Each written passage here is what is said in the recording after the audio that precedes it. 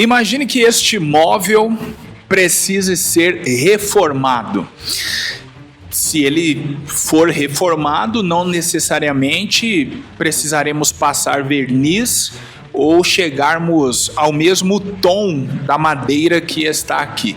Muitas coisas podem ser diferentes. Quando nós falamos de reforma, nós estamos falando de melhorias.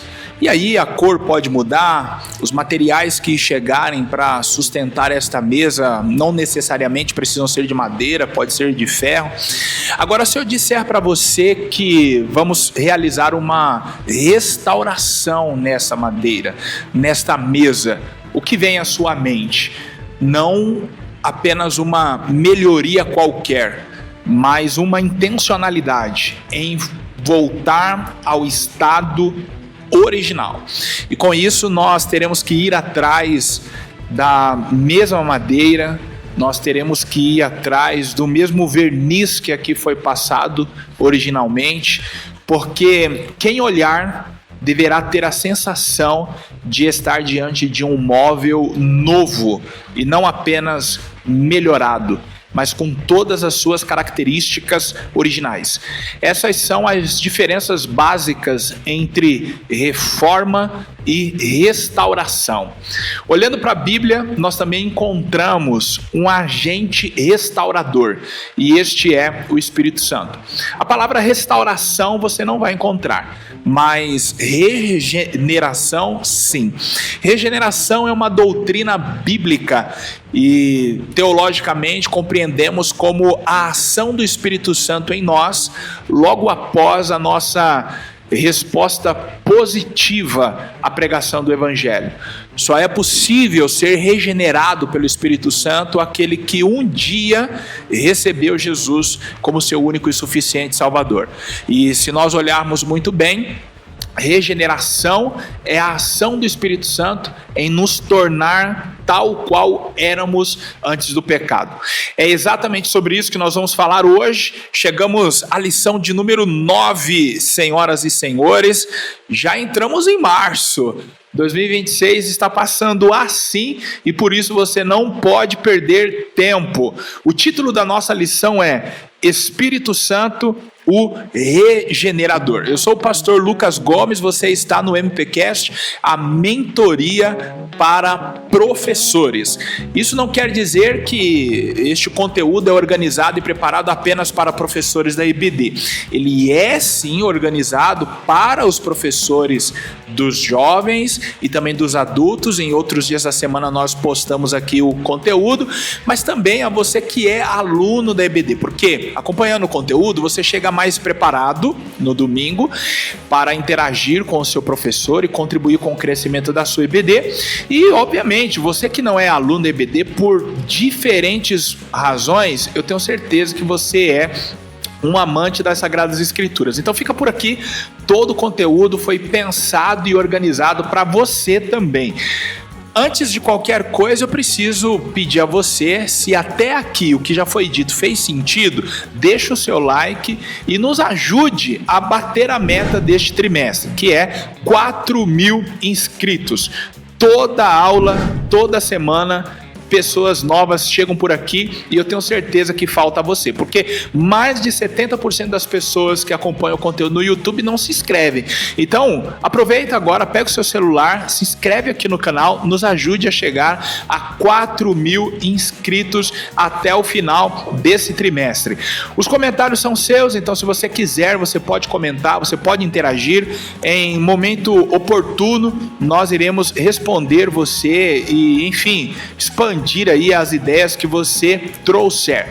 Antes de falar da pessoa que está aqui comigo hoje, eu preciso falar que este programa é um oferecimento do Instituto Queires, o instituto que já tem alcançado o Brasil com os seus cursos de especialização e formação. Qual é a diferença? Me permita primeiro falar do curso de formação em teologia, que é o curso essencial. Ele apresenta a você as matérias essenciais para a fé cristã. Então, se você é membro, se você é obreiro, se você é pastor e ainda não tem o curso teológico, eu apresento a você o curso Essencial em Teologia. São 12 matérias, 1 ano de duração, e você pode estudar em 2 modalidades, presencial ou então online. Presencial, 1 vez por semana, online, no dia e no horário que você preferir. Então, olha o site aí, www.institutoqueires.com.br, ou você pode mirar a câmera do seu celular e acessar o site. E então temos também os cursos de especialização. Vou dar um exemplo para você. Em um curso de formação em teologia, você estuda hermenêutica em 4 semanas, 5 semanas no máximo. Gente, isso é muito pouco. É por isso que o Instituto Queires traz a você agora os cursos de especialização em hermenêutica, em homilética, onde você tem a oportunidade de estudar por 6 meses, são 24 aulas, e mesmo você que não tem cursos de formação em teologia, básico, médio, avançado, bacharel, você pode se especializar também. Então, não necessariamente um curso depende do outro. Então, acesse o site agora, ou mira sua câmera para o QR Code e adquirir o seu curso. Também eu devo falar para você da Ágatos Confecções. Aparece para você aqui o site www.agatosconfecções.com.br. Gente, eles têm uma linha de garrafas térmicas, squeeze, necessaire e camisetas para o seu congresso, para a sua empresa, para o seu chá de bebê. Vai ter alguém esperando a criança aqui agora. Então, para o seu chá de bebê, para a sua festinha de aniversário, não importa a comemoração, a Ágatos Confecções é a empresa indicada aqui pelo MPcast, atestada por mim, porque eu uso muito as camisetas da Ágatos e também tenho produtos, como já falei, necessaire, squeeze, de qualidade, que eu tenho certeza que você vai gostar. Então, como eu sempre digo aqui, o seu congresso, a sua empresa merecem ser vestidos pela Ágatos Confecções. Acesse o site aí agora, www.agatosconfecções.com.br. É bem simples, envia sua arte para eles ou solicita um orçamento com a arte inclusa. Eu tenho certeza que o atendimento será de primeiríssima qualidade. E tem um detalhe, entre em contato e fala assim: eu conheci vocês no canal do pastor Lucas Gomes, e aguardem a surpresa. O Gessé, que é o patrão da galera, tem prometido algo especial para vocês. Então, entre em contato com eles, tá bom? Também temos a Ótica JRL. Eles estão em 2 endereços. Eu vou falar até 3, garotinhos. O primeiro em Perus, próximo à estação. O segundo, próximo à estação de Franco da Rocha. E o terceiro, no Instagram, aparece aí para você, a JRL Óticas. Então, a gente está presente nas redes sociais. Então, acessa agora, passa a seguir eles, manda uma mensagem no direct e diz assim: eu quero agendar uma visita, eu quero fazer o meu exame de vista gratuito, eu quero a minha armação gratuita. E aí talvez você possa dizer assim: Lucas, onde está a novidade? Qualquer lugar que eu for, eu tenho o exame e a armação gratuita, mas eu garanto uma coisa a você: o atendimento da JRL você não terá. Segundo, você não terá a minha indicação, garotinho. Meus óculos foram feitos pela JRL, e veja como eles estão bem calçados, eu diria, sei lá, eles estão bem oculados no meu rosto, tá bom? Então vai lá, faz o seu orçamento. Óculos para miopia, astigmatismo, multifocal, essa é uma variedade lá, então vale a pena consultar. JRL Ótica, eles aguardam você, tá bom? Vamos ao que mais nos interessa, que é eu falar sobre o amigo que está aqui. Ele já é conhecido do canal no conteúdo aqui dos adultos. É a primeira vez que ele vem este ano, mas já fez uma ilustre participação, que na verdade foi semana passada, na lição dos jovens. Então, produção, abre logo aí a câmera para o pessoal rever o Emerson. Meus queridos, Deus abençoe grandemente a todos. Lucas, como sempre, uma alegria, um prazer estar aqui falando desse assunto que eu não tenho dúvidas da riqueza, da profundidade que vamos aproveitar nesta aula de hoje. Então, meu amigo, aqui hoje é sem aquela historinha que muitas pessoas gostam de falar que o poço é fundo e a corda é curta. Para com isso, irmão. Se a corda for curta, a gente pula dentro do poço. Com certeza. É ou não é? Mas sem dúvida. beber água a gente não fica. Então vamos lá. Espírito Santo, o regenerador. É a lição 9, e para você que está sem a revista, o texto áureo está em João 13:3 e nos diz: Jesus respondeu e disse-lhe: Na verdade, te digo que aquele que não nascer de novo não pode ver o reino de Deus. A verdade prática: a regeneração é a transformação operada pelo Espírito Santo, pela qual o pecador se torna uma nova criatura. A leitura bíblica em classe hoje está em João, capítulo 3, versos de 1 a 8. Se você conhece Bíblia, você já sabe que a gente vai falar hoje sobre o diálogo entre Jesus e Nicodemos. Classicamente, como de uma maneira clássica, né? Fica melhor assim. A revista está dividida em 3 tópicos e o primeiro é regeneração, uma obra trinitária.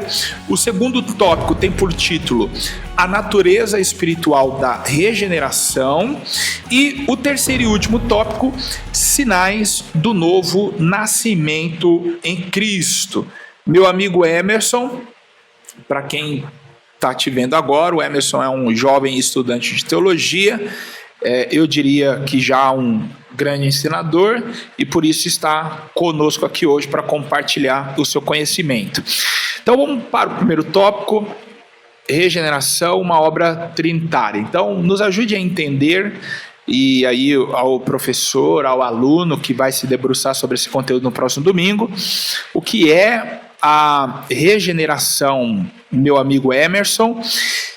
Também nos ajude a entender se é uma exigência bíblica a regeneração, se tem como a gente pular essa etapa, claro, quando aceita Jesus, como que acontece isso? Fala pra gente. Vai. Vamos lá. Primeiro contextualizando, Lucas, um assunto riquíssimo, e eu quero trazer para você que você na sua aula terá um benefício. Que benefício é este desse assunto, Lucas? A novidade. É o mesmo benefício que teve o Nicodemos, né? O Nicodemos, o que o assombrou ao ter esse diálogo com Jesus é que era a novidade. Espírito Santo, sempre atuante na Bíblia e no Antigo Testamento, mas nós começamos a ter ele de forma pessoal no Novo Testamento, né?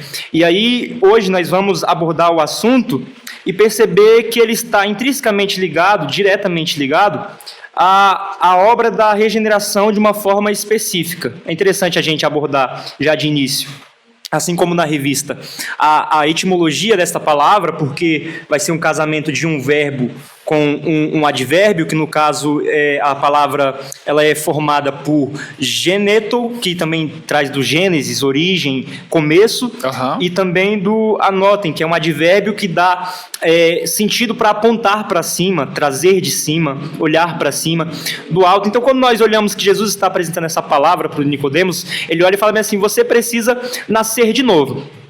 É literalmente um coelho da cartola que Jesus tira ali, e eu costumo dizer que nós adoramos ao ler a Bíblia ou a escutar pregações, nós gostamos de ver os milagres que Jesus faz.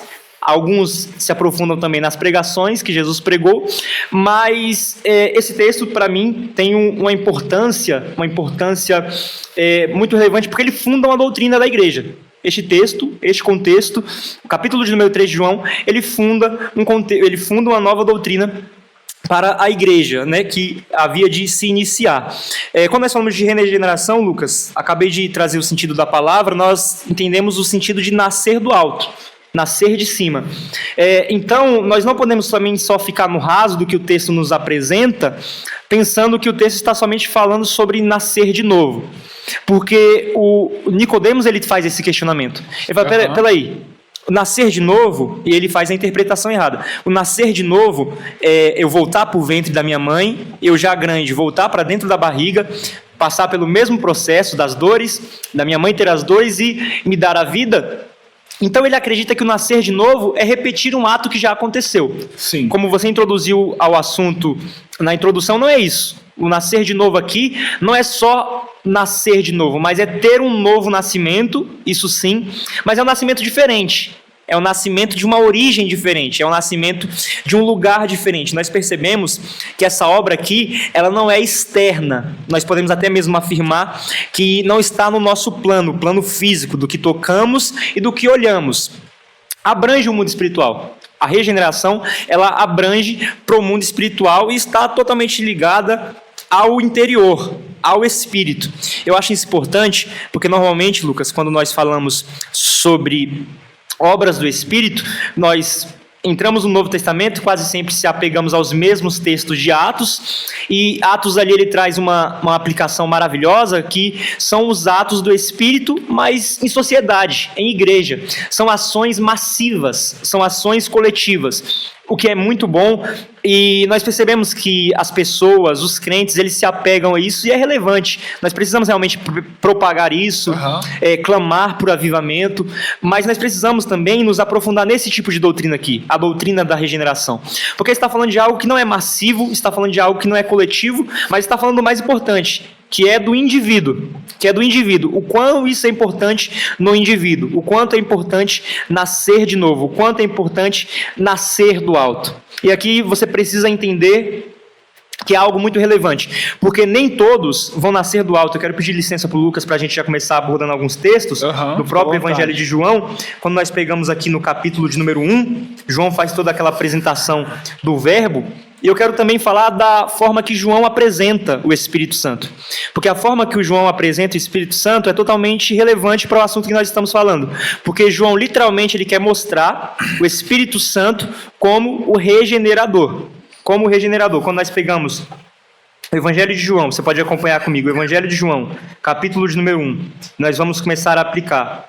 Lá para o verso de número 11, vai falar que ele veio para os seus não receberam, mas todos quanto receberam, deu-lhe o poder de serem feitos filhos de Deus. E aí o verso 13, a explanação mais importante.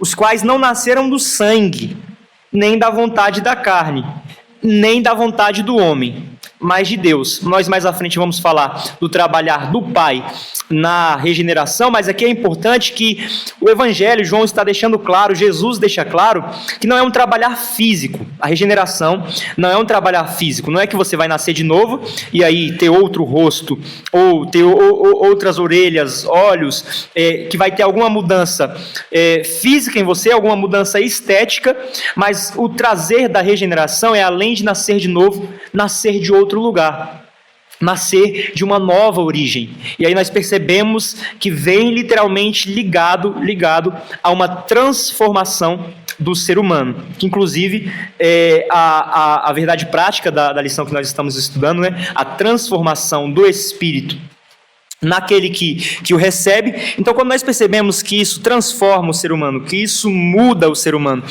e você também vai precisar entender uma coisa: nascer de novo, ou nascer do alto, nascer do Espírito, é uma coisa que, infelizmente, provavelmente, nem todos os seres humanos vão poder. Nem todos os seres humanos vão poder.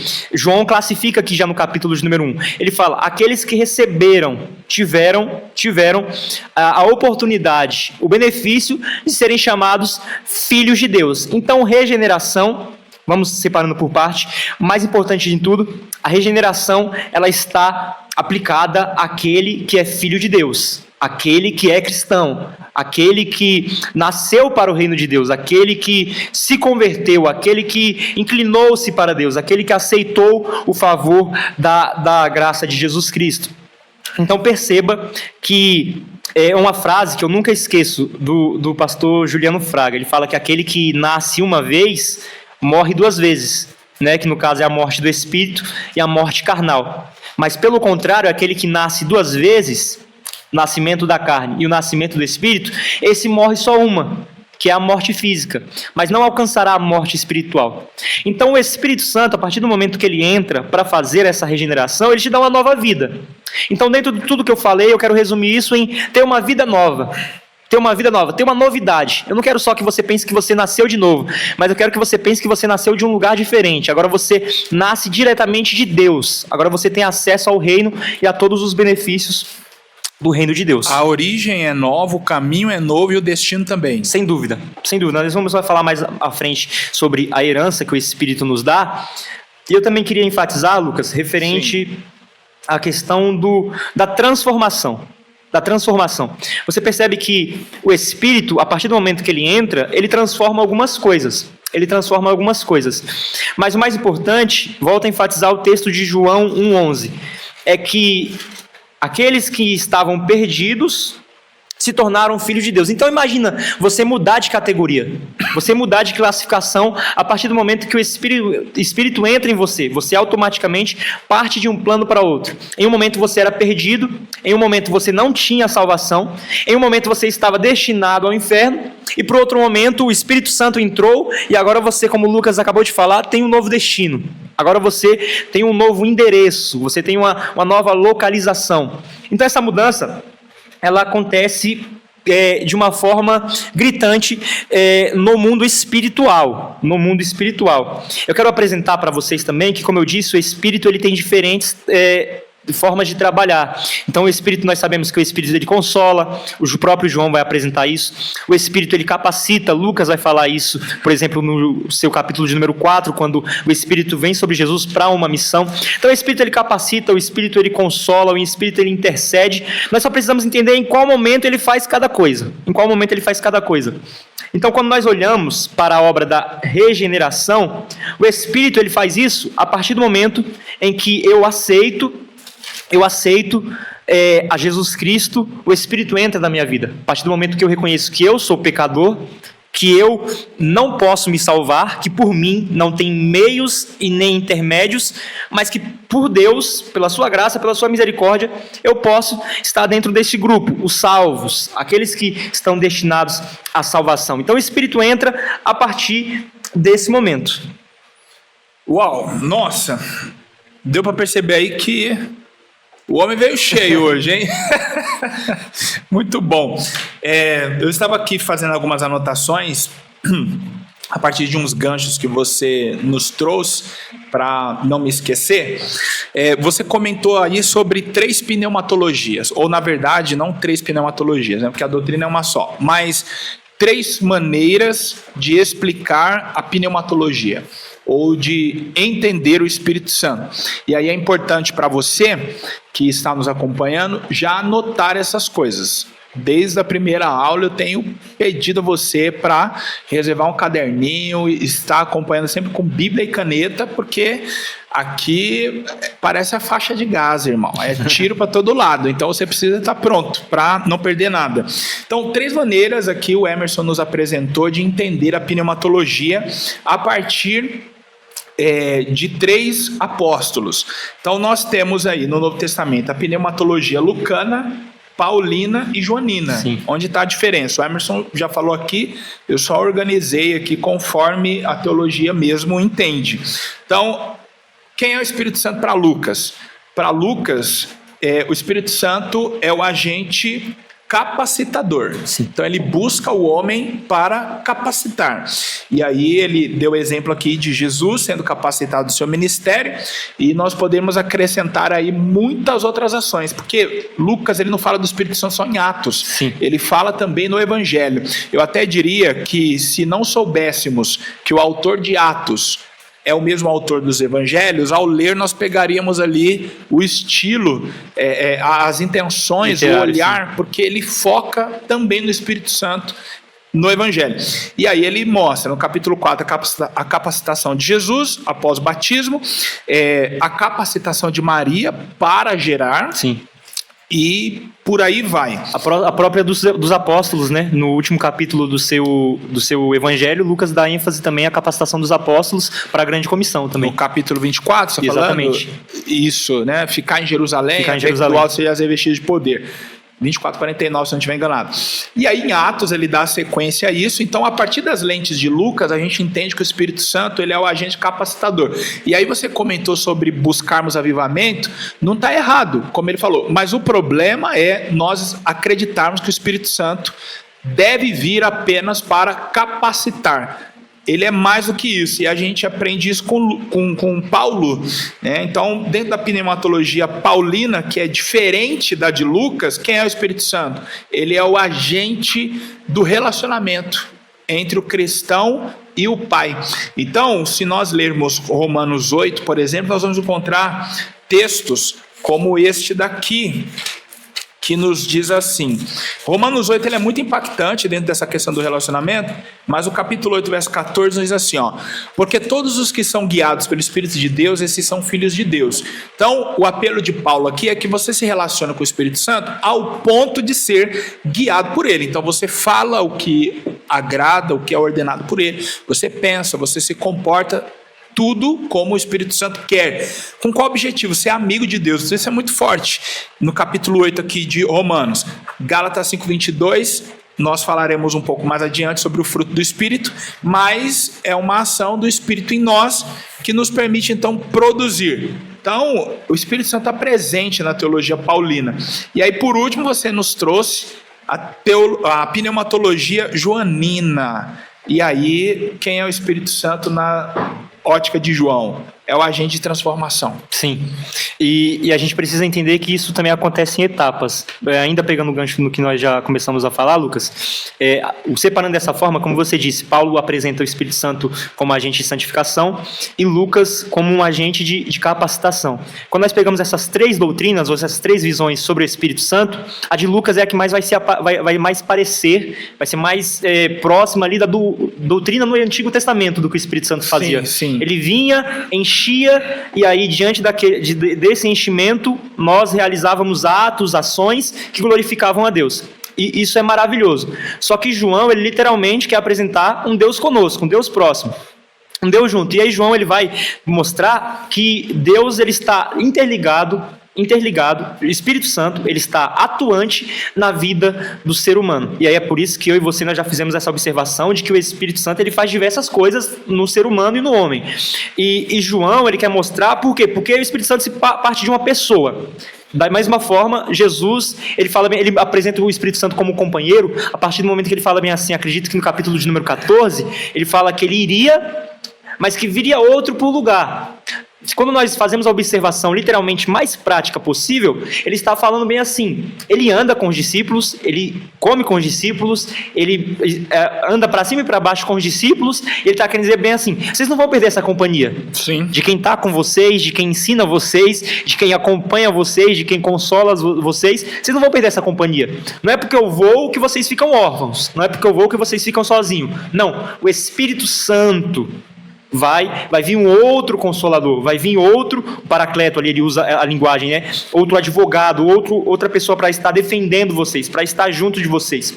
Então eu gosto da visão do João, porque principalmente no diálogo do Nicodemos, Lucas, e eu quero abrir isso aqui para a gente conversar um pouco sobre isso, porque o capítulo 3 de João foi o capítulo por onde mais tempo eu tive uma visão errônea teológica desse texto. E eu lembro da forma, quando eu descobri, foi numa aula de teologia com o pastor Prachedes, porque para mim esse texto era somente se referindo ao batismo. E eu acho importante a gente falar sobre isso. Já Lucas. que você vai falar sobre isso, eu vou lançar a pergunta aqui.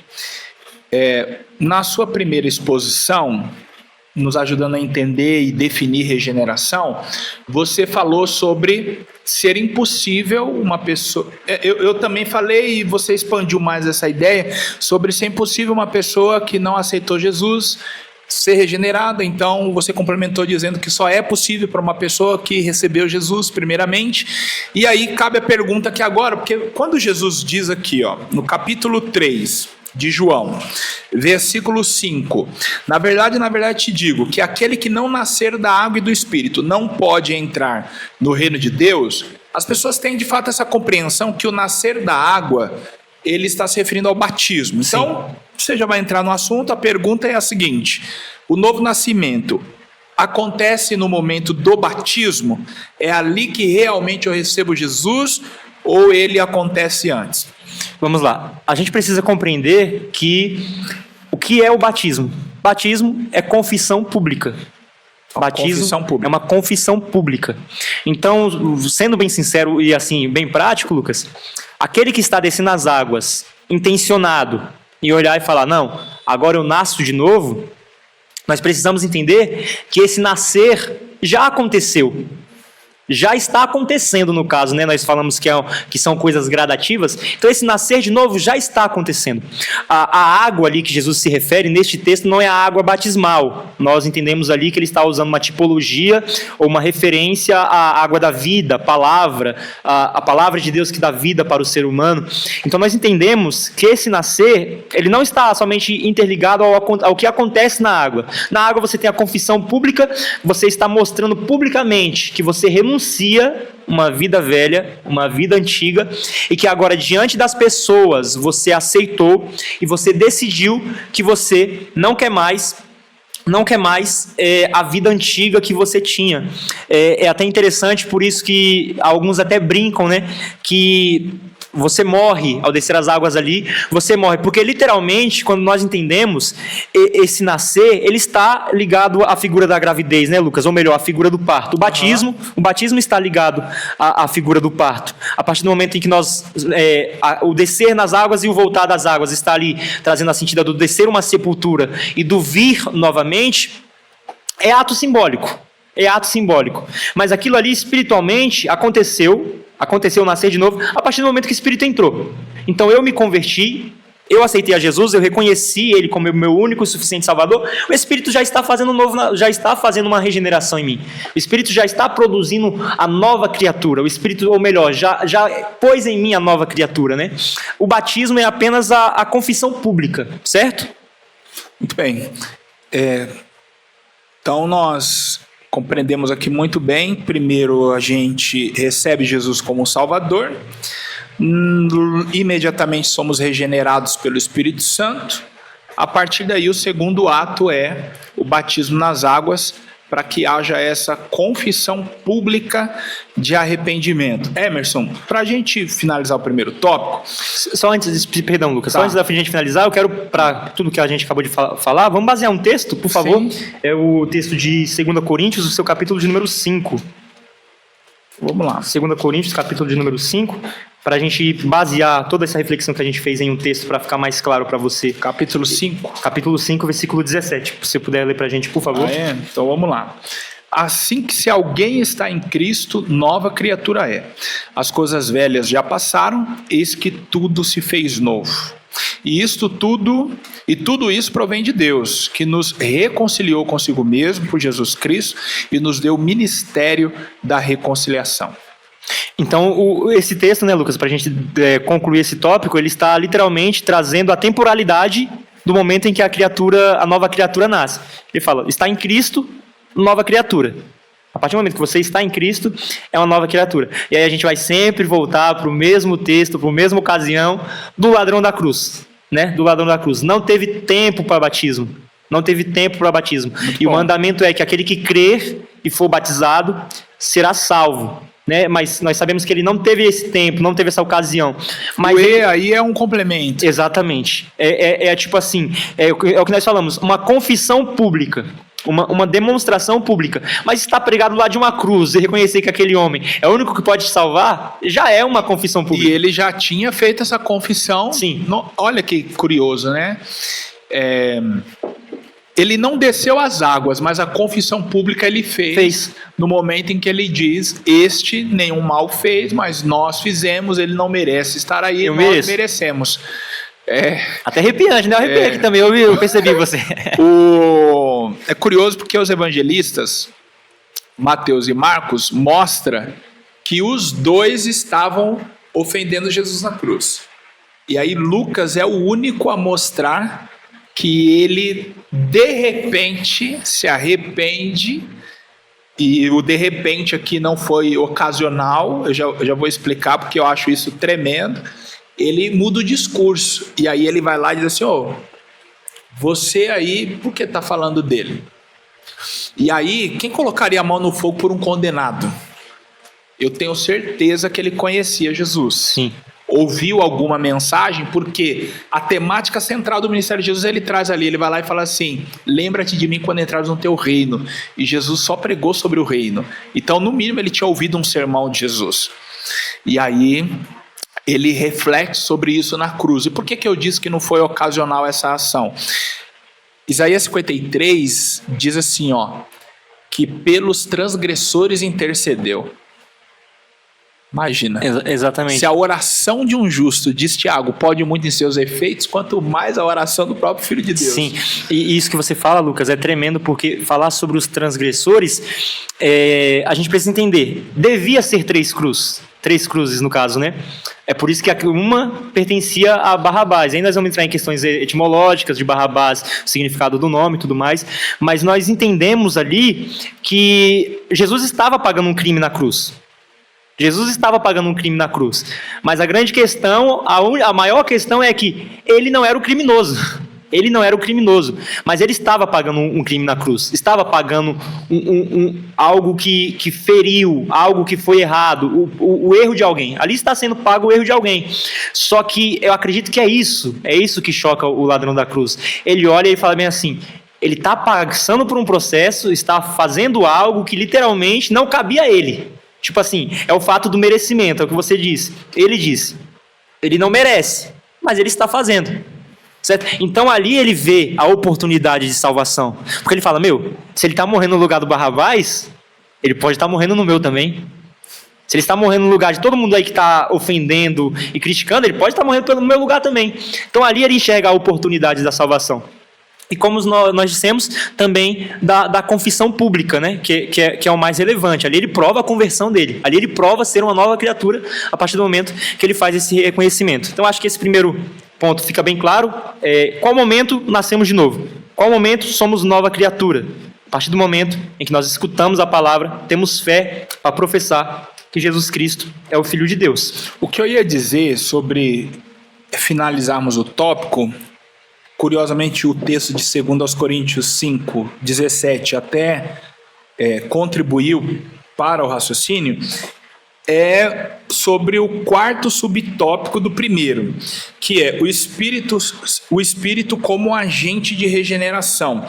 O comentarista aqui da lição, ele traz assim, a regeneração é um ato da misericórdia divina, é o Pai que a decreta, o Filho que a torna possível, por sua morte e ressurreição, e o Espírito que a realiza no coração do pecador. Sim. Então, aqui está a participação da Trindade na regeneração. Então, quando a gente fala que o Espírito ele é o agente, não descartamos a participação do Pai e do Filho. Então, o Pai é que demonstra esse ato, ou permite o ato, como uma ação da sua misericórdia, porque não merecíamos isso, é o caso. O Filho torna possível através do Calvário, e o Filho e o Espírito, então, ele realiza no coração do crente. Então, sim, a gente vê a Trindade agindo na regeneração. Sem sombra de dúvidas. É muito importante quando nós falamos sobre o operar da Trindade, porque é um ponto que eu sempre abordo muito, né? A gente começa a ver a temporalidade das coisas. Uhum. Como a gente disse, a gente até falou um pouco disso na lição dos jovens também, né? Parte de um decreto do Pai, de uma vontade do Pai. E aí o que a gente precisa entender? Não é possível, não tem como, e aí nós voltamos a falar sobre a necessidade da conversão. Não é possível chegar a novo nascimento ou a justificação se Jesus não passa pela cruz. A gente não podemos negligenciar a necessidade daquele ato. Alguns enxergam, hoje em dia a gente percebe que a cruz foi somente uma demonstração de poder e amor. É isso também, mas ela é indescritível a necessidade dela na ação da salvação, da justificação e do novo nascimento do ser humano. Nós precisamos enfatizar isso. Só é possível em Jesus. E por que só é possível em Jesus? Porque Jesus morreu na cruz. Então, é o sentido que Paulo traz também, né, aos Gálatas. Estou crucificado com Cristo e já não vivo mais eu, mas Ele vive em mim. Também traz o mesmo sentido ali, né, que nós fazemos a analogia do batismo. Sim. Ou também a analogia do matar a carne para vivificar o espírito, que ele está trazendo o paradoxo, né, da morte e vida. Então Jesus precisou morrer. Jesus precisou morrer, assim como também precisou ressuscitar. E a morte e ressurreição, que também nos permite a mesma coisa, morte da carne e vivificação do Espírito em nós. Só é possível por conta deste ato, do ato do Calvário. Muito bom. Então, o segundo tópico, a natureza espiritual da regeneração. No entanto, antes de irmos para o segundo tópico, eu preciso apresentar aos nossos caros telespectadores O guia prático de combate à evasão dominical. Gente, nesses 3 primeiros meses do ano tem sido uma loucura. A quantidade de pessoas desejosas por conhecer o guia prático de combate à evasão dominical. Eu tenho enviado esse livro para todo o Brasil, nos lugares onde tenho ido ministrar, tenho levado também, e as pessoas têm chegado à consciência de que necessitam de um guia para combater a evasão dominical. Que material é esse? Eu compartilho experiências do período em que fui superintendente da IBD, já por mais de 15 anos, de maneira ininterrupta, dou aula na escola bíblica dominical, mas se formos somar as idas e vindas, já são quase 20 anos dando aula na IBD, mas sou aluno desde criança, então já são mais de 30 anos na IBD. Então é um relacionamento, é um relacionamento. Isso. É um trabalho que eu conheço por dentro, e quando fui superintendente, entendi mais ainda de perto as necessidades, e um dos trabalhos que os superintendentes fazem semanalmente é trazer alunos para a IBD. Este guia trabalha o inverso, que é o quê? Como você garantir a presença desses alunos. Por isso do título, Guia Prático de Combate à Evasão. Tem muita coisa que acontece no ambiente da sala de aula que faz os alunos que o superintendente, o professor, o pastor lutaram para trazer, simplesmente não voltarem mais. Por exemplo, os alunos ficarem diante de um professor que lê a revista inteira e explica muito pouco. Então ele diz assim: se for para ler a revista, eu leio na minha casa. Aí ele para de ir para a IBD. Professores que ficam compartilhando os testemunhos pessoais ou de outras pessoas, às vezes fora do contexto da lição. A gente sabe mais da vida do professor do que da lição, entre outras coisas que provocam a evasão dominical. Então, neste guia, você vai entender como trazer de volta. E aqui, então, você terá estratégias didáticas, de método, de administração. E você que é aluno, é muito importante você adquirir, porque você vai entender como a EBD funciona por dentro. Então, aqui vai a dica: adquire o seu. Tem coisa melhor do que presentear a si mesmo. Você também tem a oportunidade de adquirir o kit duplo. Você pode presentear a si mesmo, dar para um amigo, e aí vem a novidade. Qual é? O combo superintendente. Você pode então presentear os professores da sua igreja com desconto de 10%. Nem as Casas Bahia dão um desconto desse, tá bom? Ou seja, você compra com 10% de desconto e ainda pode parcelar no cartão de crédito. Então, só aqui no MPcast você encontra isso. Então, aparece para você aí o site, o link, no caso, o QR Code para você mirar a câmera do seu celular e adquirir. E na descrição do vídeo também o link, caso você prefira dessa forma. Então, é enviado para todo o Brasil, em poucos dias chega na sua residência. Tá bom? Você vai ficar aí com os nossos parceiros do MPcast. É 1 minuto, a gente volta, não sai daí. Ao clicar no link da descrição deste vídeo, você será direcionado à página do nosso Guia Prático de Combate à Evasão Dominical. Você vai se deparar com uma oferta exclusiva de R$ 54,90 por apenas R$ 38,97 a unidade, mas não pare por aí. Clique em Saber Mais para desvendar o guia e explorar em detalhes o que você vai aprender. Para sua segurança e credibilidade, conheça a experiência e as credenciais do autor, Pastor Lucas Gomes, e elimine todas as suas dúvidas na seção Dúvidas Frequentes para ter total tranquilidade na compra. Depois escolha a sua melhor opção de compra. A unidade para quem quer se presentear. O kit duplo para presentear um amigo. Ou o mais vendido. Combo superintendente, ideal para presentear amigos ou os professores da sua igreja com um super desconto. Ao clicar em comprar agora, você irá para a página de finalização. É importante que você saiba: ao preencher seus dados de contato e optar pelo pagamento via cartão de crédito, você terá a máxima segurança. Todo o processo é gerenciado pela Infinite Pay, uma plataforma robusta e confiável, garantindo que seus dados de pagamento estejam totalmente protegidos. Conclua a compra e seus livros serão enviados. Não deixe sua EBD esvaziar. Clique agora na descrição. Chegamos no tópico 2, a natureza espiritual da regeneração. Então vamos entender aí como que ela de fato se dá no crente. Primeiro subtópico, uma transformação interior, uma obra soberana do Espírito. E o terceiro subtópico, uma nova vida e nova conduta. Como que a gente entende o tópico 2? Vamos lá. Emerson. Duas lições muito importantes que acho que a gente precisa compreender desse tópico.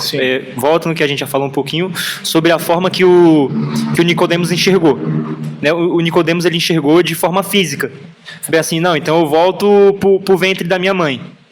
E aí Jesus deixa claro que o que ele estava falando era do Espírito, era o nascimento do Espírito. E nós precisamos entender que é algo interno. É algo interno. E antes da gente partir para essa questão da obra do Espírito ser algo interno, do novo nascimento ser algo interno, é importante também a gente pontuar a seguinte coisa que a revista também mencionou, que o novo nascimento, já que nós estamos falando sobre a natureza dele, é a obra inicial. É a obra inicial do Espírito Santo. Então, quando nós falamos sobre a partir do que o Espírito começa a trabalhar, ele vai consolar aquele que já nasceu de novo. Ele vai santificar aquele que já nasceu de novo. Ele vai interceder por aquele que já nasceu de novo. Então, quando nós precisamos entender que o novo nascimento, ou regeneração, é a obra inicial do Espírito. Então, o primeiro contato, é até bonito falar assim, né? O primeiro contato do ser humano com o Espírito Santo é o novo nascimento. Então, quando nós falamos sobre essa natureza, nós precisamos pontuar isso. É a obra inicial, é o primeiro passo, é a primeira ação do Espírito no ser humano, né? A vivificação. Quando nós falamos sobre internalizar, eu acho isso, Lucas, eu estava até aqui pensando enquanto a gente dava esse intervalo, é algo muito profundo que Jesus faz, porque a gente chega literalmente à conclusão de que para ir para o céu tem que ser muito honesto, meu. Tem que ser muito honesto, tem que ser muito sincero para ir para o céu. Porque você começa a pensar bem assim, ó, Jesus, quando ele foi resumir os mandamentos, né, no caso, ao falar para o jovem rico, ele fala bem assim, ó, então ama a Deus acima de todas as coisas. Amar a Deus é algo, literalmente, que só quem ama vai saber. Né? Tipo assim, eu não posso chegar e falar bem assim, eu tenho provas factuais de que o fulano ama muito ciclano. O amor, só quem pode falar do amor é quem ama. Então, tipo assim, eu só posso falar, literalmente algo interno também. Né? Então, o que Jesus fala ali para o jovem rico, ele está falando o seguinte, ó, tudo aquilo que as pessoas veem, tudo aquilo que as pessoas contemplam, você já faz. Todos os mandamentos que não ferir o seu irmão, não mentir para ele, não adulterar, as coisas que as outras pessoas conseguem perceber e se torna perceptível para as outras pessoas, ok. Mas sobre o que é interno? Né? E ele vai usar isso, falar sobre onde está o seu tesouro, onde está o vosso tesouro, também está o seu coração. O que ele está falando para o jovem rico ali é literalmente uma coisa assim, é uma coisa que só você sabe. Né? Também sobre oração. Quando ele fala bem assim, ó, quando vocês orarem, não orem igual os fariseus, que eles fazem coisas públicas, visíveis para as outras pessoas, mas entrem no seu quarto e procurem ao seu pai em secreto. Quem vai saber que você procurou em secreto? Né? Quem consegue comprovar que você procurou em secreto? Quem consegue comprovar que você é um homem de oração? É claro que também nós congregamos, então nós sabemos que é importante as orações coletivas e que tenham pessoas que nos inspirem, que a gente olhe e a gente fala, nossa, essa pessoa realmente consegue estar aí na igreja orando 4, 5 horas seguidas, isso tudo é muito bonito. Mas comprovar que você é alguém, um homem ou uma mulher de oração, é literalmente algo que as pessoas não podem fazer, porque é algo interno. Então eu trouxe essas duas reflexões sobre o amor e sobre a oração, porque o Espírito, ele é literalmente isso. Então, quem consegue pôr a mão no fogo? E aí a gente vai entrar naquela discussão calvinista, arminiana, de que o nome foi escrito, o nome não foi escrito, estava salvo, estava perdido, nasceu de novo, estava só aqui fingindo. Não cabe, a gente não consegue. O homem não consegue. E é por isso que o João fala, não nasceu da carne nem do sangue, nem na vontade do homem. Nasceu de Deus, porque é algo interno. Então é algo que somente Deus, somente o homem pode saber, porque é algo que literalmente a gente pode dizer que está escondido. Então nós precisamos entender que é um nascimento espiritual. É um nascimento espiritual, mas que se reflete no físico. se reflete no físico. Como os tópicos da frente falaram, sobre a conduta, sobre o novo posicionamento.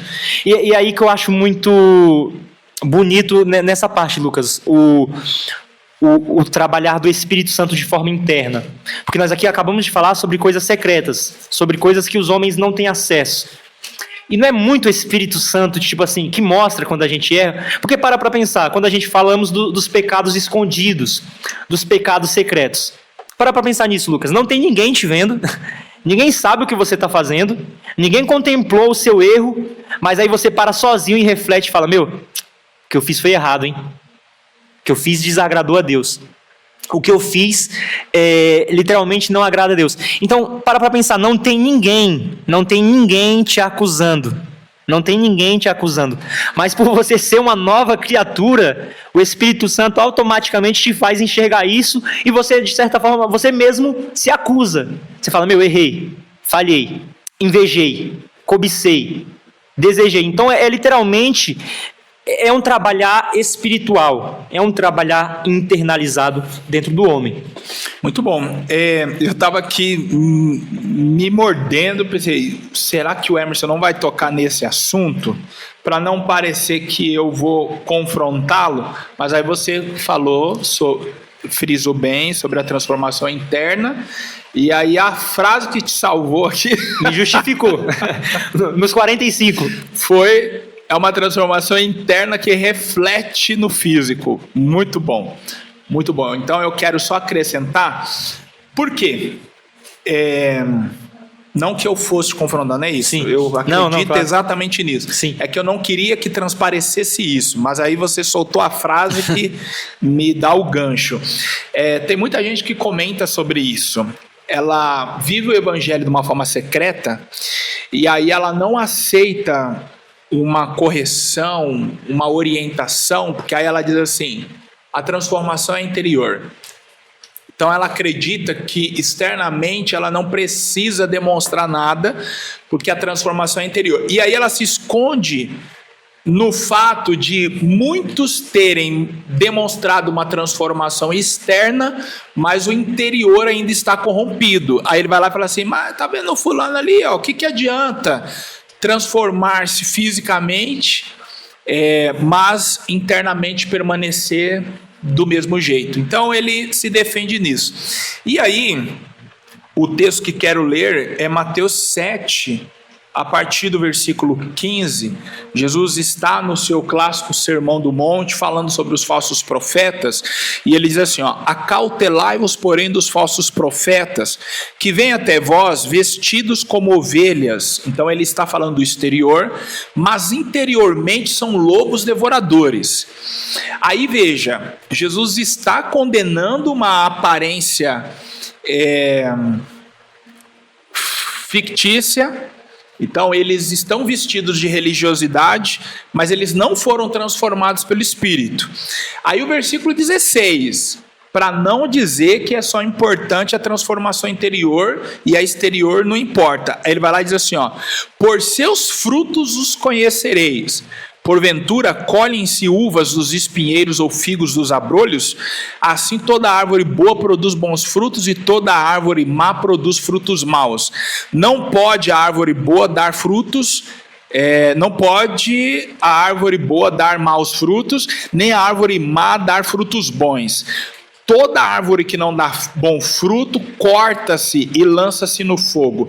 Portanto, pelos seus frutos os conhecereis. Então ele fala duas vezes que por seus frutos os conhecereis. E aí aqui Jesus está dizendo que ninguém pode agir contrária à natureza.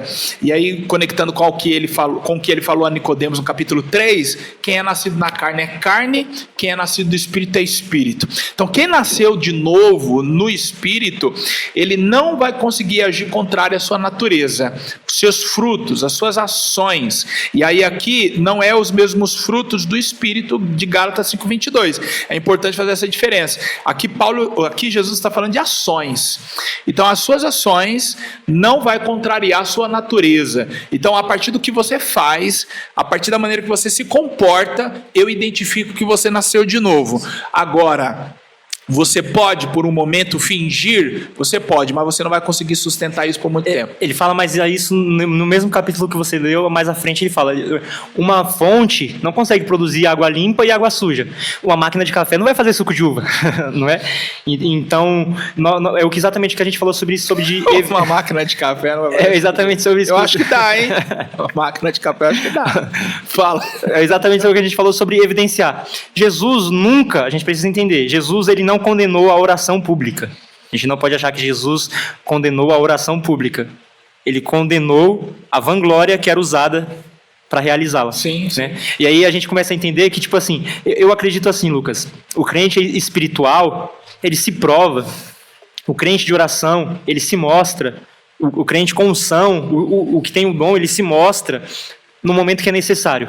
Não para vanglória, mas no momento que se torna necessário. Ele se mostra no momento necessário. No momento necessário. Qual seria ele? Fala aí. Por exemplo, eu vou primeiro usar uma frase do meu pai, com uma coisa que meu pai sempre ensinou, e eu vou usar esse exemplo. Uma coisa que meu pai sempre falou bem assim, ele falou, dinheiro é algo muito sério. Por isso que você não pode se ficar vangloriando, eu tenho dinheiro. Porque normalmente quem se vangloria que tem dinheiro, sempre é roubado. Então é o que meu pai sempre falou, dinheiro você só mostra na hora que você vai usar. Dinheiro você só mostra na hora que você vai usar. Então, você não pode andar, né, como a gente pode dizer, com uma melancia no pescoço. Olha o quanto eu oro, olha quantas horas eu oro. Olha os meus dons, tem gente que vende o dom, né? Liga para mim aí que eu vou fazer uma oração para você, você vai ser curado. Não é sobre isso, mas é literalmente assim, pela fé executar essas coisas. Pela fé executar essas coisas. E qual é o momento que o crente ele se mostra? Qual é o momento em que o crente ele se prova? A tempestade, por exemplo. Né? Jesus faz essa parábola, ele fala bem assim, foi construídas 2 casas. As duas, visivelmente, a gente está falando sobre internalidade das coisas, visivelmente as duas eram iguais. Né? Visivelmente as duas eram iguais. Mas no momento da tempestade, só uma ficou de pé. Porque só uma estava alicerçada. Só uma tinha fundação. Então, não é se vangloriar do que tem, dos dons que tem, do caráter que tem, da bondade que tem, mas é literalmente, todo momento em que é necessário, provar isso. Sabe? É usar a bondade, quando as pessoas não veem para uma pessoa só, né? Não propagar a bondade que está fazendo, não propagar a generosidade que está fazendo, não fazer do dom o negócio. A questão não é mostrar para os outros, a questão é usar na igreja, a questão é utilizar para as pessoas, a questão é usar para a edificação do próximo. O dom não é para mim, né? A gente vai falar aqui do dom, mas todas essas coisas não podem ser evidenciadas para que os outros vejam, mas para que os outros sejam edificados. Tem diferença entre as pessoas verem e entre as pessoas serem edificadas. Tem muita gente que vê, mas só vai ser edificado quem realmente está perto, quem realmente tem um contato, ao ponto de saber, não, realmente, esse é um homem de Deus, esse é uma mulher de Deus. Muito certo? Bom. Então, isso nos conduz diretamente para o terceiro tópico. Sinais do novo nascimento em Cristo. Então, nós temos aí o primeiro subponto. Justificação pela fé, uma vida de santificação e, por último, o fruto do Espírito. Meu amigo Emerson, esses 3 subpontos, eles estão em ordem cronológica, pelo que eu percebo? É assim mesmo que acontece na vida do crente regenerado? Ele é justificado, santificado e produz o fruto do Espírito? Com certeza. Vejo desta forma. Eu quero também usar um texto como base, primeira carta de Pedro. Deixa eu só ver aqui, eu salvei, acredito que... Isso. Capítulo de número 1, 1 Pedro 1, o verso de número 3. Acho que ele fala sobre essas ações. Fica à vontade, tá? Posso ler? Bendito seja o Deus e Pai do nosso Senhor Jesus Cristo, que segundo a sua grande misericórdia nos gerou de novo para uma viva esperança, pela ressurreição de Jesus Cristo entre os mortos, para uma herança incorruptível, incontaminável e que não se pode murchar, guardada nos céus para vós, que mediante a fé está guardados na virtude de Deus para a salvação, já prestes para se revelar no último tempo, em que vós grandemente vos alegrais, ainda que agora importa, sendo necessário, que estejais por um pouco conquistados com várias tentações. É muito relevante esse texto aqui, porque a gente vai abordar agora nesse terceiro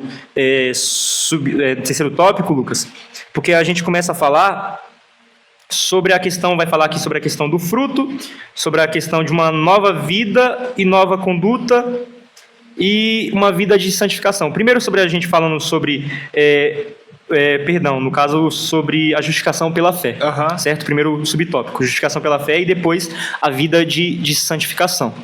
A justificação, a gente precisa entender aqui que ela também ocorre no reino de Deus, né? no espiritual.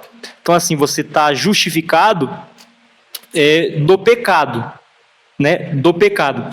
Não de pecar, certo? Do pecado, da natureza que você nasceu. A gente precisa entender que esses dois nascimentos, porque se torna necessário, acho que é um ponto importante para a gente abordar, Lucas, porque se torna necessário o nascimento do Espírito. Porque o nascimento físico da carne, o homem falhou. A gente precisa entender isso. O nascimento, ali, né, o Adão, a partir do momento que ele está naquela condição caída, todos aqueles que vêm após ele, vêm na mesma condição. Então, dentro de tudo que a gente já falou, do que o João fala, do que o próprio Paulo fala, o nascimento da carne, o nascimento do físico, ele te condena. Ele te condena, ele não te salva. Ele vai te levar, te conduzir às inclinações, às vontades, às tendências, vai te conduzir para a perdição. Para a perdição. E qual é o momento que sou justificado? O momento que nasço de novo, que nasce do Espírito. Então a justificação ela se torna necessária aí. E eu acho interessante por conta da fé. Por que por conta da fé? Porque quando nós batemos naquele texto que já é tradicional ao falarmos desse assunto da fé, a fé ela é a prova das coisas que não se veem. E aí entra no que eu falei antes, certo, Lucas? Tipo assim, as pessoas não percebem, as pessoas não veem, não está palpável aos homens. Então nós precisamos crer, é fé, é uma questão de fé. Você precisa crer por fé, que nasceu de novo, que está justificado. O mais importante que o Pedro aqui vai falar na carta, né? Que você tem acesso a uma herança. Isso aqui é muito interessante, porque é o nascer de novo, e a gente mostra que, né, tem até que Deus ele é uma fonte de bondade mesmo. Porque quando nós percebemos isso, Lucas, olha o que o texto fala. Nascer de novo. Automaticamente, todo mundo que nasce filho de alguém, certo? E todo aquele que é filho de alguém vai, de certa forma, receber uma herança. E aí o Pedro está mostrando que o nascimento espiritual acontece da mesma forma. Sabe assim, quando você nasce do Espírito, você tem acesso a uma herança. Você tem acesso a uma herança incontaminável e incorruptível, que vai ser revelada para você. Né? Então a gente precisa... eu acho isso aqui importante, eu acho isso aqui relevante, porque aí nós entendemos que a fé também nos dará acesso à herança que recebemos pelo novo nascimento. Muito bom. Então, justificação é o ato de tornar justo o pecador. E é interessante entender a justificação, porque quando uma pessoa ela é perdoada, ela continua culpada. Vamos imaginar o cenário aqui. Um homem cometeu um crime, e aí a família do ofendido, da vítima, digamos que houve um assassinato. A família olha para o agressor, para o assassino e diz assim: te perdoo. Então houve um perdão, certo? No entanto, a culpa a qual aquele criminoso carrega e a condenação a qual ele está destinado será cumprida. Ele foi perdoado, mas nada o livra da condenação. Ele ainda é culpado. Então, quando a gente fala de justificação, é algo tão maravilhoso, e eu gosto muito de falar sobre a justificação, porque na cruz o que acontece? Nós somos perdoados, ok? Então, no instante que você é perdoado, existe o reconhecimento de uma culpa. Ninguém pede perdão se não se sentir culpado.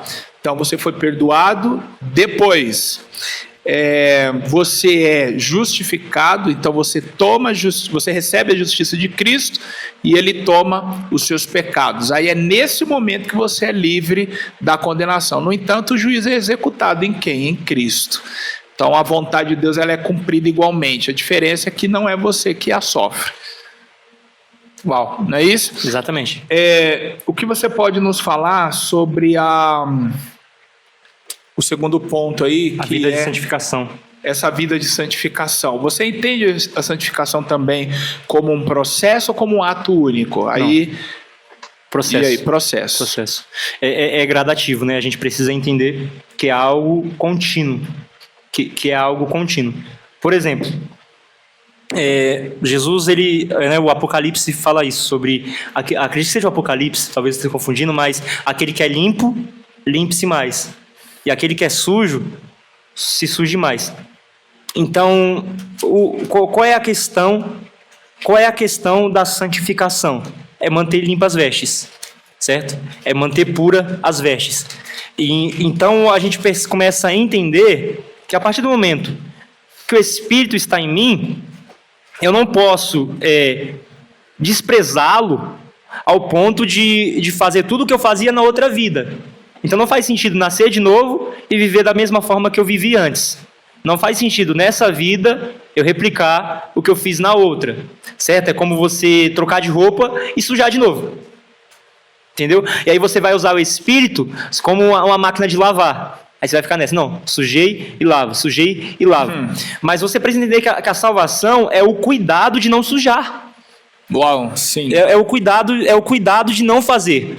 É o cuidado de não cometer. A gente precisa entender o seguinte, que o crente nascido de novo, regenerado, não tem como existir iniquidade neste. Não tem como existir iniquidade nesse. E aí nós vamos entrar na diferença do pecado e da iniquidade, certo? Aquilo que acontece acidentalmente, aquilo que se perpetua como ato e é algo contínuo. Não combina o pecado, as práticas, os erros com aquele que já foi regenerado, com aquele que já nasceu de novo. É você estar literalmente desfazendo a obra que você alega que o Espírito já fez. Então a santificação é literalmente o cuidado de não fazer, de não se sujar novamente. Aí o que a gente vai falar, mas aí eu deixo de pecar? Gente, sempre a mesma abordagem desse assunto. O pecado, ele vai, por ocasiões, de certa forma, acidentalmente acontecer. Mas a partir do momento em que você usa o pecado como uma roupagem sua, como uma prática sua, como um estilo de vida seu, não combina. Porque você literalmente está negligenciando o próximo subtópico que a gente vai falar, né? Que são os frutos do Espírito.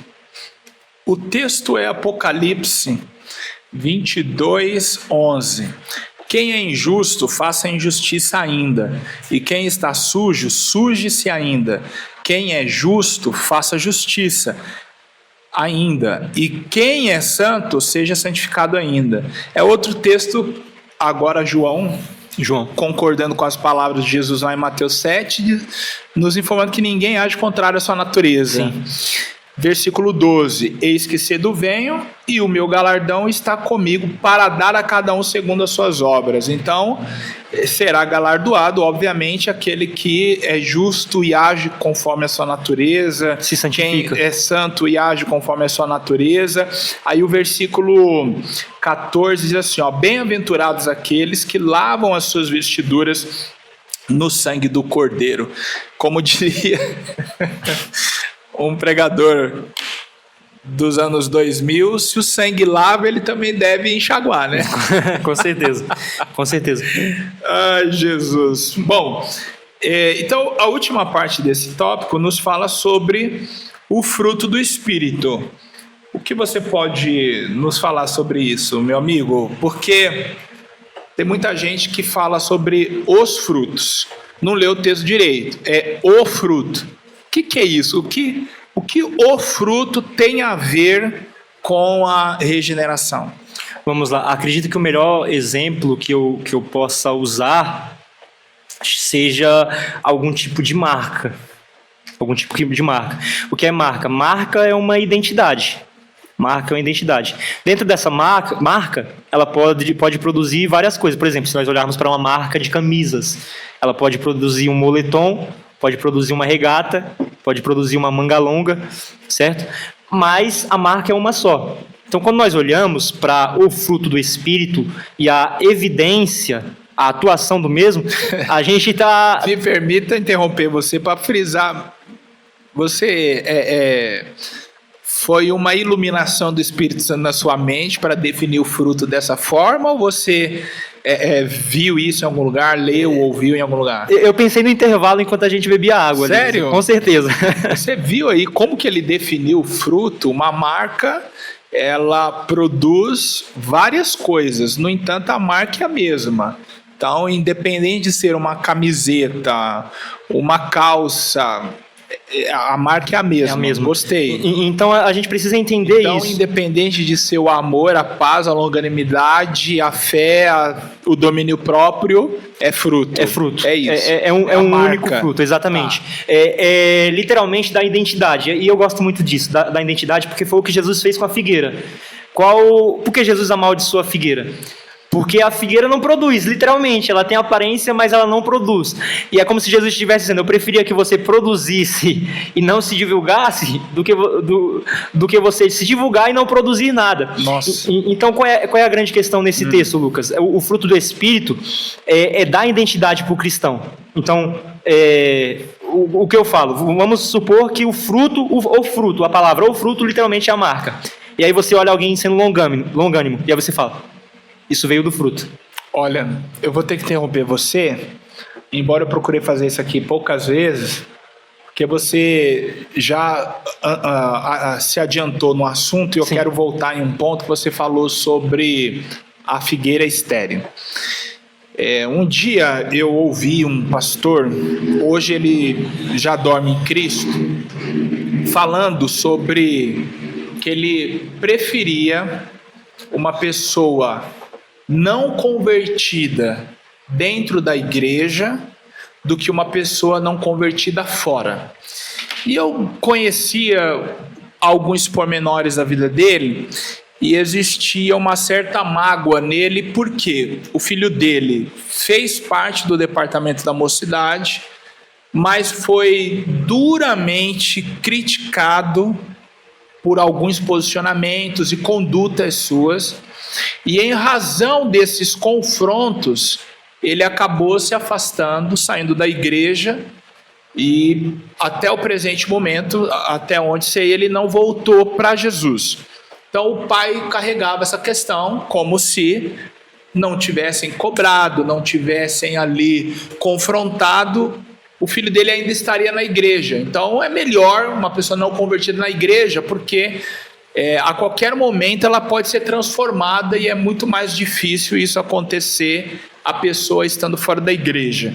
Eu senti a dor dele, por um momento eu também cheguei a concordar com ele, a mudar meu posicionamento. Não, realmente é melhor estar aqui do que estar lá fora, mas é melhor estar aqui, mas como estar aqui? E aí, mais fala de nós do que a própria pessoa. Porque nessa parábola da figueira, Jesus mostra o dono da vinha indo até a figueira, não encontrando o fruto e dizendo: não, chega, arranca. E aí, o homem que estava responsável por ela diz: não, calma aí, eu vou adubar ela, eu vou trabalhar nela, e depois você pode vir aqui que vai dar certo. Porque ele falou assim: eu já venho aqui há 3 anos e não acho. Então, assim, existiu uma expectativa por parte do dono da vinha, por mais que ela estava num lugar, num ambiente diferente, porque a gente está falando de uma figueira plantada em uma vinha. Então, o ambiente não é propício, mas havia uma expectativa de que ela desse frutos. Sim. Ela foi plantada para isso. Então, independente do terreno, ela daria fruto. E a prova de que ela estava num lugar propício para isso é que quem cuida dela diz: não, eu vou trabalhar nela. Só que esse trabalhar é mexer na terra, é mexer nela, ou seja, é confrontar ela. Então, sim, é melhor um cristão não convertido estar dentro da igreja, só que qual é a postura que nós temos que ter? Sim. É de confronto, é de trabalho, é de mexer nas raízes, é de adubar, é de pôr água, é de, às vezes, se preciso for, tirar do lugar. Então sai daqui, vai para ali, a gente procurar o melhor lugar onde essa pessoa vai produzir e não simplesmente deixá-la. Sim. Em concordância com você, Lucas, eu quero usar 2 parábolas também. Eu tive a infelicidade, né, recentemente, um amigo desviou... Você aprendeu isso com quem? Jesus? um amigo desviou e eu tive a infelicidade. Eu estive pensando sobre isso, né? Eu era amigo próximo e tal, filho de pastor e tudo mais. E eu estava pensando nisso, porque tinha conversado com ele algumas semanas antes, e eu estava pensando, e aí, o que será que a gente faz nessa situação? E como líder também eu me preocupo com isso, né? Porque a gente está ali na faixa etária de adolescentes e jovens, e infelizmente é algo que acontece muito. Se a gente for levantar dados aí, sem sombra de dúvida, os que mais desviam são os que estão nessa faixa etária, né, Lucas? E eu estava pensando nisso, e sabe o que eu pensei? Eu pensei que normalmente a gente sempre quer viver a parábola do pródigo, mas a gente quase nunca quer viver a parábola da dracma. Tipo assim, a gente sempre vai estar posicionado igual o pai, de braços abertos para receber quem está voltando. Mas a gente nunca vai querer exercer o esforço de limpar a casa para procurar quem está dentro de casa. Então é exatamente o que você falou. Poxa, a gente prefere que perder e a gente fica com esse pensamento. Não, depois ele volta. Depois ele visita a gente em outro culto. No congresso de ano que vem ele vai vir, a palavra vai falar com ele e a gente sempre vai criando esses movimentos automáticos dentro da nossa cabeça. Mas se ainda está ali dentro, não é mais fácil procurar as formas, as estratégias, as ações que você vai conseguir fazer, limpar a casa, para que a pessoa não precise sair? E aí, obviamente, que nesse tratamento pode ser que a pessoa reaja como? Não produzindo. Ou seja, saindo da igreja, mas algo tem que ser feito. Sim. E o evangelho, naturalmente, é confrontador. Então, seja dentro ou fora, algo precisamos fazer. Exatamente, né? Sim. Então eu resumo a aula de hoje da seguinte forma, e aí você pode nos ajudar resumindo aqui para de repente alguém que chegou agora e pense, vale a pena assistir essa aula? Vamos lá, regeneração, o que é? Rapidinho, o que é regeneração? Novo nascimento, nascer de novo, nascer do alto. Muito bem. Quando acontece? Acontece a partir do momento que você está em Cristo Jesus e o reconhece como o seu suficiente Salvador. Por que acontece? Você nos trouxe. O porquê acontece? O porquê acontece a regeneração? A regeneração acontece por conta de que o nosso antigo nascimento já deu errado. E aí se torna necessário nascer mais uma vez. Muito bom. E aí agora do Espírito. E aí, no texto que você leu, eu encontrei um para que acontece. Para que acontece. E aí é o objetivo. 1 Pedro 3, que nos diz a seguinte coisa. 1 Pedro 3... Ou melhor, 3 não, capítulo 1, versículo 3. Isso. Bendito seja o Deus e Pai de nosso Senhor Jesus Cristo, que segundo sua grande misericórdia nos gerou de novo para, então o objetivo, para uma viva esperança. Versículo 4, para uma herança incorruptível. Então, essa eu respondi porque eu peguei o gancho do versículo que ele nos leu. Para que acontece? Para uma viva esperança, para uma herança e o verso número 5, para a salvação. Então me fugiu esse. Verso Deixa eu número 5, anotar aqui. Que mediante a fé estáis guardado na virtude de Deus para a salvação. Para a salvação. Muito bom. Então, a gente já tem uma pregação aí, amigo Emerson. Tá vendo que forte? Domingo o sermão tá pronto. Tá pronto. Tá 1 e 5, então? 1 e 5. 1 e 5. Para a salvação. Muito bom. É isso. Terceiro objetivo da regeneração. Obrigado. Amigo, grato, tá bom? Deus abençoe. Sempre um prazer, sempre um privilégio. Maravilha. Você que nos acompanhou, fez sentido para você a aula? Anotou bastante, aprendeu muito? Então deixa o seu like, compartilha bastante e nos ajude a bater a meta se inscrevendo no canal. A meta é de 4.000 inscritos até o final desse trimestre. A gente está pertinho de bater, mas eu preciso de você. A gente consegue, será, Emerson? Conseguiremos. Então, rumo aos 4.000 inscritos aqui no YouTube. Deus abençoe você. Até a próxima aula, a de número 10, que tem por título O Pai e o Espírito Santo. Um abraço. Fica com Deus. Deus abençoe.